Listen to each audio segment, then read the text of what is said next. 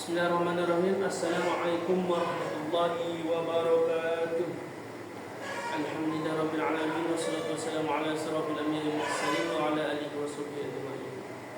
Kembali kita bersyukur kepada Allah Subhanahu wa taala yang telah memberikan kepada kita akan nikmat-Nya. Wassalatu kita kepada Nabi Muhammad sallallahu alaihi wasallam yang telah membawa kita dari alam jahiliyah kepada alam yang ilmu bermanfaat. Baik, di sini saya akan membuat video tugas yang keempat dari mata kuliah tafsir terbawi, yaitu tentang surat Yunus. Bismillahirrahmanirrahim.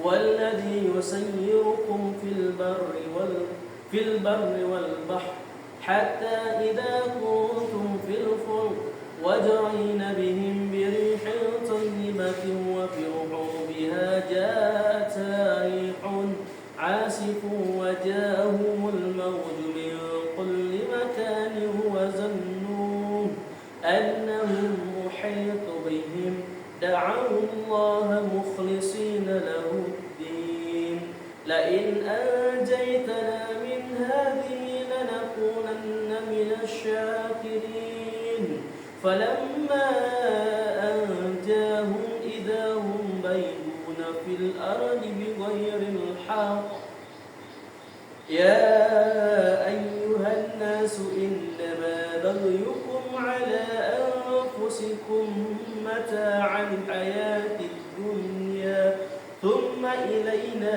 مرجعكم فننبئكم بما كنتم تعملون. Sadaqallahul aliyyul azim.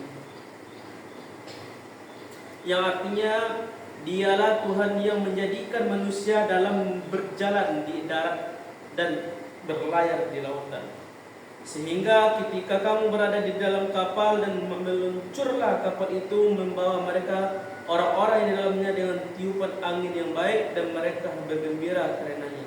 Tiba-tiba datang badai dan gelombang menimpahnya dari segenap penjuru dan mereka mengira telah terkepung oleh bahaya. Maka mereka berdoa dengan tulus ikhlas kepada Allah semata-mata. Seraya ia berkata, sekiranya Engkau menyelamatkan kami dari bahaya ini, pasti kami termasuk orang-orang yang bersyukur. Arti selanjutnya, tetapi ketika Allah menyelamatkan mereka, malah mereka berbuat kezaliman di muka bumi ini tanpa ada alasan yang benar. Wahai manusia, sesungguhnya kezalimanmu bahayanya akan menimpa dirimu sendiri. Itu hanya kenikmatan dunia. Selanjutnya kepada kamilah kembalimu, kelak akan kami kabarkan kepadamu apa-apa yang telah kamu kerjakan. Baik, jadi di dalam surat Yunus ini ada beberapa tafsir yang terkandung di dalam surat Yunus ini.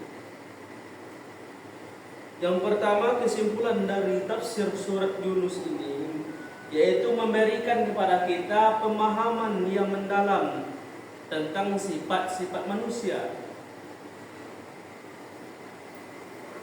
yang hubungannya dengan Allah serta konsekuensinya dari tindakan mereka itu sendiri. Jadi dalam surat ini dijelaskan bahwa ada pemahaman yang mendalam tentang sifat-sifat manusia, yang mana sifat manusia ini nantinya